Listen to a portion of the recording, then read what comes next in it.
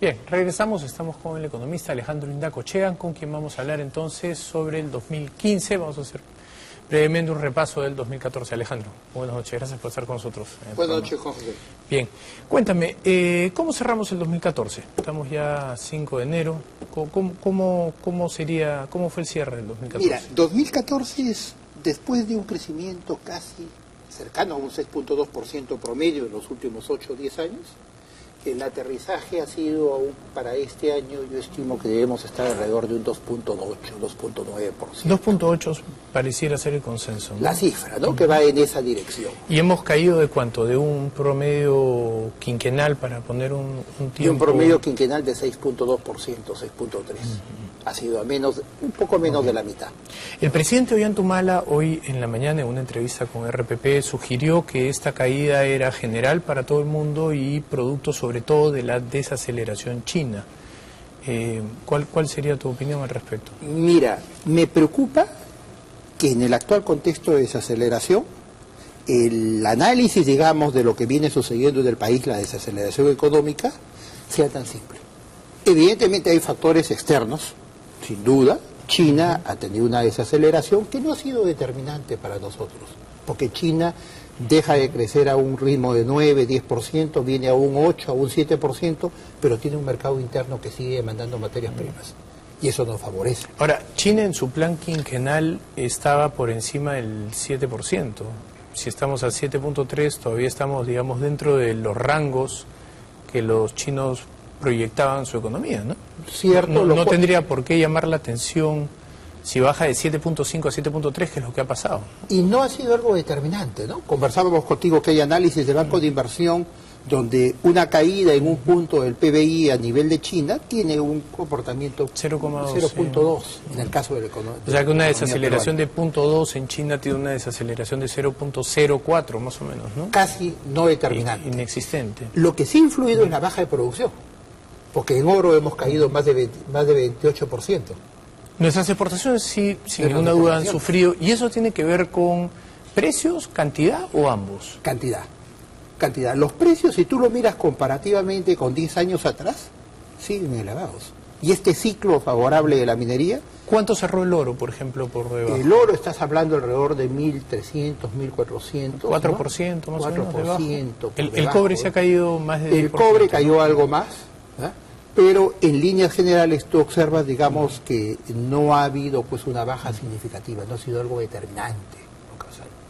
Lo más importante para mí ha sido la baja de producción del mercado. Y eso tiene que ver con las empresas mineras que quieren acaparar mineral, tiene que ver con malas políticas sectoriales, tiene que ver con mala suerte. ¿Con qué crees que tiene que ver? Mira, y hay factores internos que han sido determinantes. Primero, acá se pone en evidencia que Congo era importante. Y por otro lado, muchos de los ciclos, la inestabilidad, digamos, política, el problema, digamos, a nivel interno del país, de los gobiernos regionales, las señales de no confianza para la inversión, se ha visto reflejado pues a nivel de la minería. Por más que el gobierno avance en esa agilización burocrática, todavía hay una serie de tramas, todavía es un elemento tremendamente enredado el Estado. Muchos economistas han señalado a la caída en la inversión privada como el factor determinante de la desaceleración. Otros dicen que la inversión privada sigue siendo muy alta a comparación de nuestros pares regionales e internacionales y que por lo tanto más tiene que ver con factores externos. ¿Dónde te ubicarías tú? Yo me ubicaría que es cierto, teníamos un ritmo de 28-30% del PBI de inversión privada, pero hoy día pues ha bajado a niveles de 4, 5, 6%. Si bien nos comparamos con el promedio y hemos estado por encima y vamos a ser conformistas, yo creo que esa no es la señal. La inversión privada es el verdadero motor de la economía. ¿Y la inversión privada es cuánto? ¿80% más o menos de la inversión total? De la inversión total es más del 80%. Es el verdadero motor de la economía. O sea, la inversión pública no va a salvarnos de una caída de la inversión privada. Mira, más que un programa de reactivación por el lado de gasto público, que es lo que estamos haciendo, que eso se va, eso es momentáneo, tendría que haber un programa de relanzamiento de inversiones, que es lo que no hemos hablado. Bueno, pero el MEF inició un área específica para salvar proyectos de inversión, que estuvo a cargo de quien hoy es el ministro Segura. ¿Esa área no funcionó, no trajo proyectos a la mesa? Mira, es un mar burocrático, terriblemente confuso. Cada gobierno regional, los gobiernos locales ponen sus trabas. Es un sistema totalmente confuso del Estado. Es un Estado, digamos, enredado como para frenar la inversión. ¿Y eso qué va a cambiar para el 2015? ¿Por qué tendríamos que ser optimistas que eso cambie para el 2015? El ministro ha anunciado agilizar los trámites. El MEF ha ofrecido crecer por encima del 5% este año, así que optimistas son, ¿verdad? Optimismo no le falta, pero tenemos que ser realistas, ¿no?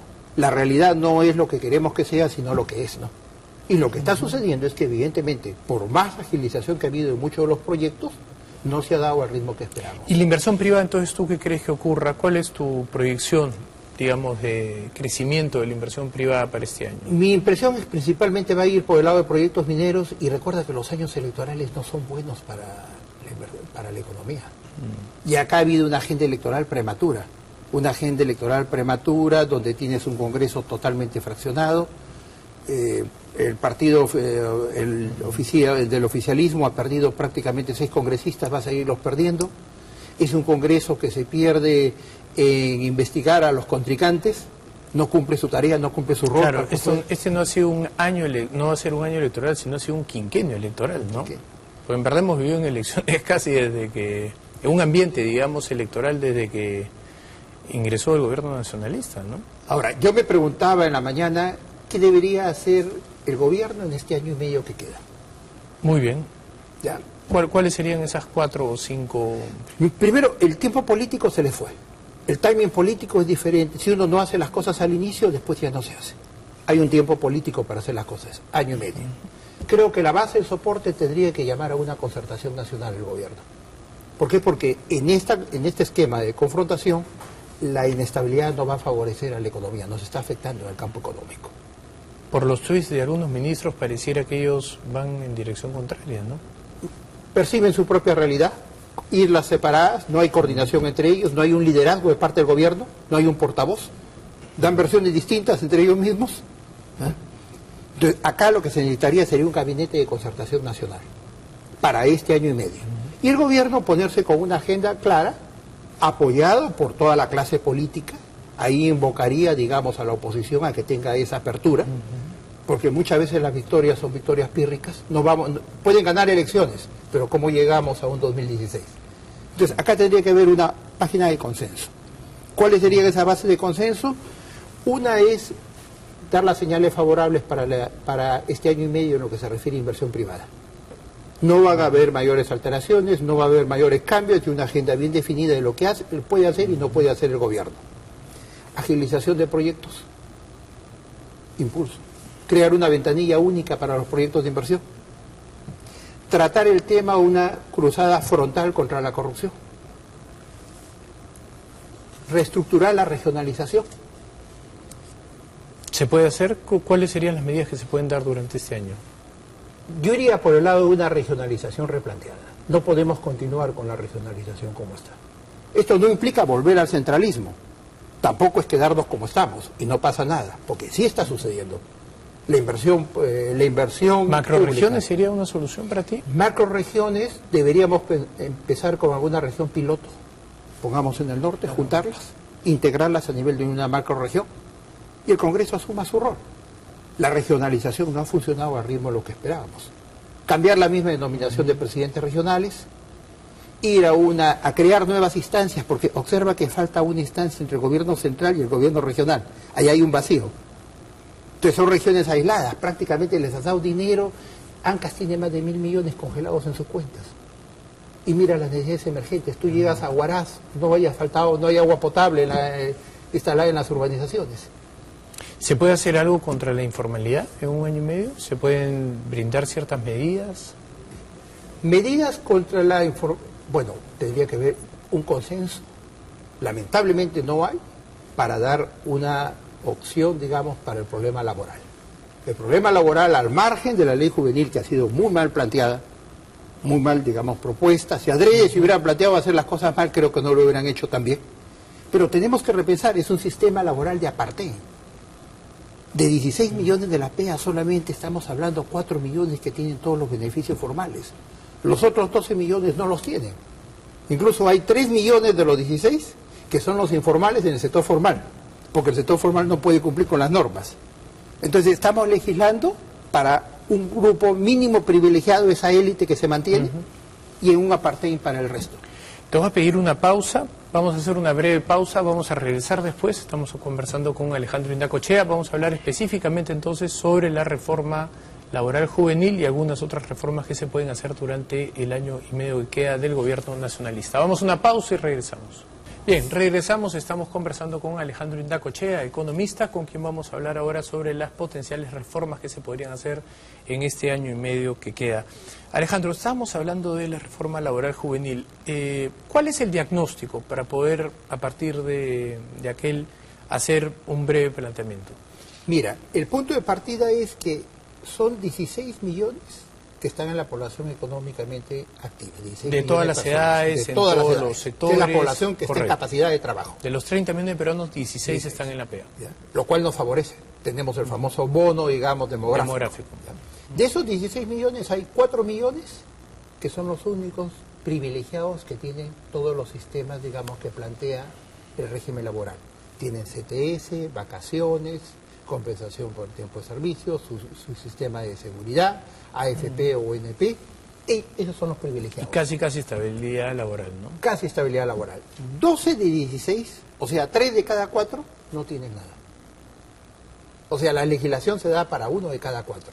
Y de esos 12, hay 3 que son los informales del sector formal. Porque no es que el sector formal no quiera cumplir las leyes, sino que es la única forma de poder mantenerse en la economía. Entonces los tiene con boleta de honorarios, obvia mucho los beneficios sociales. Y si a eso le agregas, tenemos 8 millones que no tienen nada, que son para quienes hay que legislar. Entonces, ¿cómo vamos a cambiar este status quo? ¿O seguimos como estamos y planteamos una utopía? ¿Y cuál es el nivel de desempleo a nivel de trabajadores juveniles? Fuerte. Muy fuerte, o sea, esta ley, digamos, iba para promover, evidentemente, no para quienes tienen un costo de oportunidad, no para aquellos que tienen la suerte de estar en la universidad, no para aquellos que tienen otra opción. Esto va para aquel que de 18 años, evidentemente, no tiene nada, no hay ninguna formación. Prácticamente, yo diría, son en muchos casos inempleables. Entonces, ¿cómo tenemos que hacer para que sean empleables? Dar incentivos, digamos, para lo que es capacitación, promover de parte del Estado, como lo ha hecho con la parte del seguro de salud, y ver la forma en la cual, digamos, vamos a ir promoviendo, cambiando ese régimen tan inflexible del mercado de empleo, que es uno de los más inflexibles a nivel latinoamericano, nos hace perder competitividad.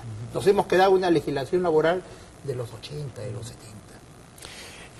Diera la impresión que nos cuesta trabajo aceptar que, por lamentable que suene, pues no todos son iguales. Hay chicos que están mejor capacitados que otros, que tuvieron una mejor formación educativa. Justamente a los que no tuvieron esas ventajas, los que tuvieron a un Estado que les corrió en la provisión de servicios, que no les brindó educación, que no les brindó una alimentación y una calidad de los servicios de salud, ¿cómo volvemos a estos muchachos más competitivos? Una forma era capacitándolos justamente en centros de trabajo, donde podían ganar cierta productividad y a partir de eso tener un mejor ingreso. Si no es a través de una vía como esta, ¿cuál es la otra? Porque tú no puedes legislar que los peruanos ganen lo mismo. No, porque la lógica económica plantea que de acuerdo a la productividad del capital humano, tú vas a retribuir.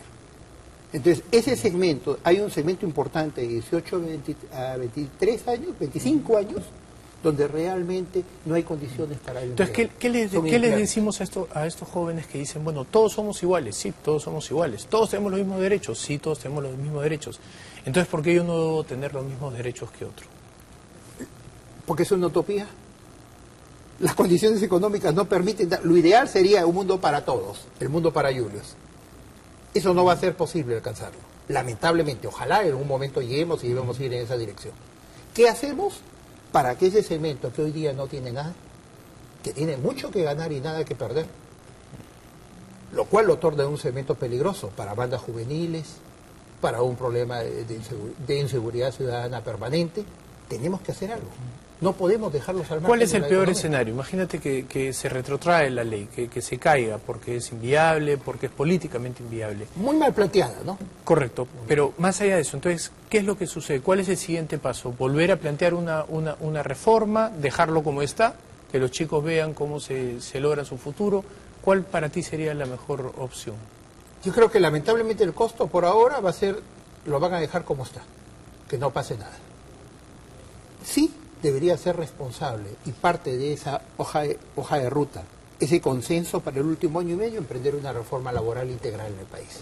Partamos de un diagnóstico en el cual solo uno de cada cuatro están empleables, están en un puesto formalmente constituido, y 3 de 4 están fuera de él. Una de las críticas que he leído en algunos de los blogs, en las redes últimamente, es que como esta norma está hecha para muchachos entre 18 y 24 años, o 18 y 23, si mal no recuerdo, lo que va a suceder es que muchas empresas van a despedir a muchachos de 24 o de 25, los que están excluidos, a 30 por decirte, para contratar a muchachos entre 18 y 24. Entonces que al final estás cambiando... estás beneficiando a un grupo a costa de otro grupo. Mira, eso lo regulas. Eso lo regulas. Incluso le daría mayores beneficios. Aquel que capacite 18 a 23, alguien que no tiene nada, yo le daría un incentivo tributario adicional. Va a ser buen negocio para el país. Capacítame, prepárame a la gente. Algún oficio para la vida. No la dejemos así. La lógica económica no permite tomar en iguales condiciones a quien tiene formación y a quien no la tiene. Lamentablemente es así. Hablando de reformas tributarias, el gobierno ha sido muy, aventurero, por decirlo de una manera, en la reforma, ¿no? Han hecho una serie de reformas, pero ninguna de ellas con un piso de lógica Sostenible. Económica, digamos. ¿Cuál es, en tu opinión, la reforma económica que se ha hecho desde el punto de vista tributario, ¿no? ¿Tiene sentido haber reducido 2 puntos en un sitio para aumentar en otro? Mira, ha sido un acomodo tributario el camino. La reducción del impuesto a la renta más va en la dirección de la OECD, que la caja se va a dejar sentir en el 2016, porque ellos no la van a pagar. Por otro lado, los dividendos han subido el impuesto a los dividendos.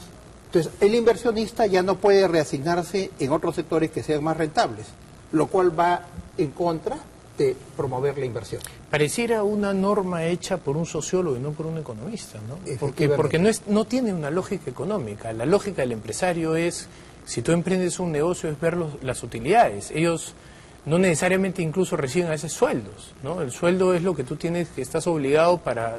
Ahora, tiene que haber una reforma tributaria integral. La SUNAT es juez y parte en muchas de las cosas. Te impone una multa y van a su tribunal y el juez es pagado por la misma SUNAT. Y si educado y pagado. Educado y pagado por la misma SUNAT. O sea, ¿cómo va a tener independencia ese juez? Y vas a un tribunal fiscal y te demoras 4 o 5 años, una eternidad. Tengas o no tengas la razón. ¿Queda espacio durante este año y medio para una buena reforma tributaria? Lo veo complicado.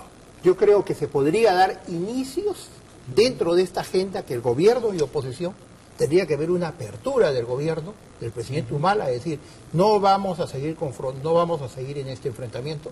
Este enfrentamiento no es favorable. Sí, ¿te parecería muy temprano, lamentablemente se me acaba un poco el tiempo, ¿te parecería muy temprano para pedirle a los partidos políticos, APRA, Fujimorismo, Acción Popular, PPC, que comiencen a plantear cuáles van a ser sus programas económicos de llegar al siguiente gobierno?